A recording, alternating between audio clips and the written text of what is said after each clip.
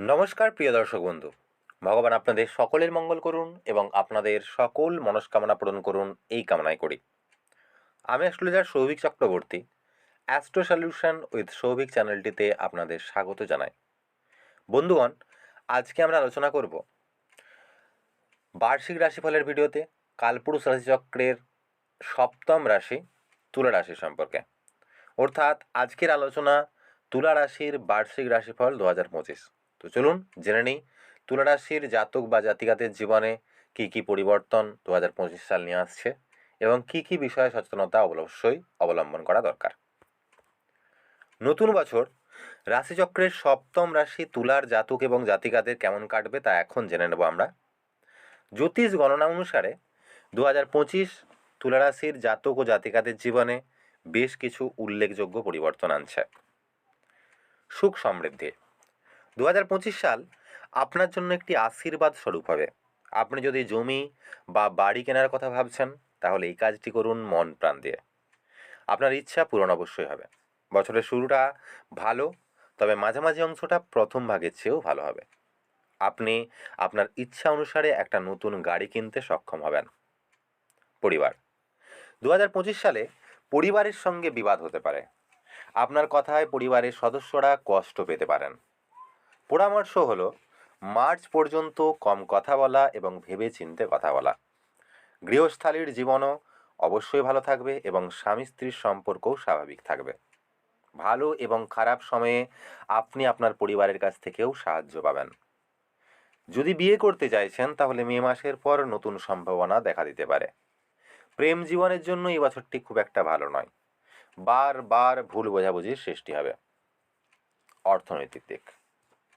2025 সাল আপনাকে ধনী করতে পারে।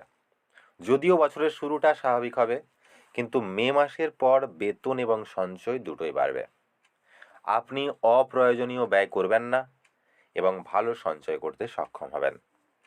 সামগ্রিকভাবে 2025 সালে অর্থনৈতিক অগ্রগতি আপনার জন্য নতুন প্রাণের সঞ্চার করবে।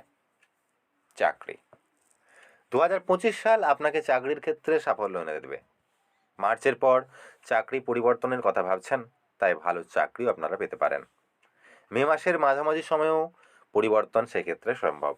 যাই হোক, মার্চ পর্যন্ত আপনার সহকর্মীদের ব্যাপারে সতর্ক থাকুন।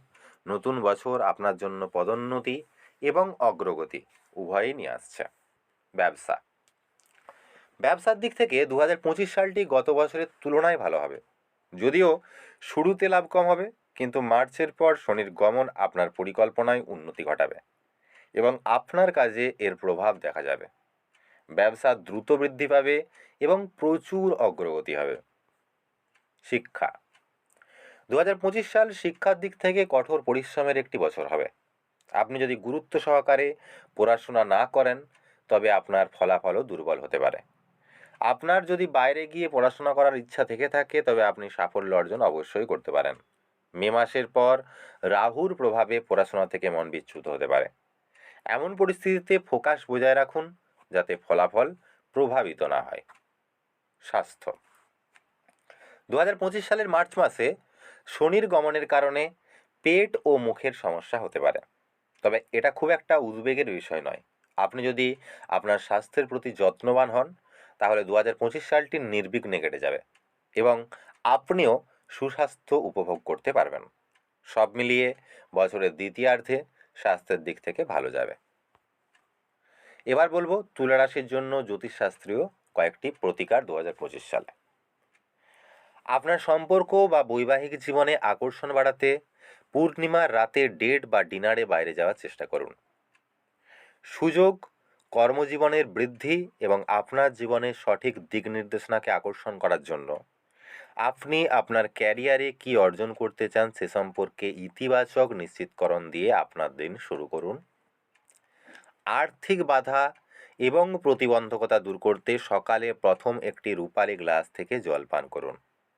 সর্বদা আপনার সাথে চন্দনের টুকরো বহন করুন বা রাখুন।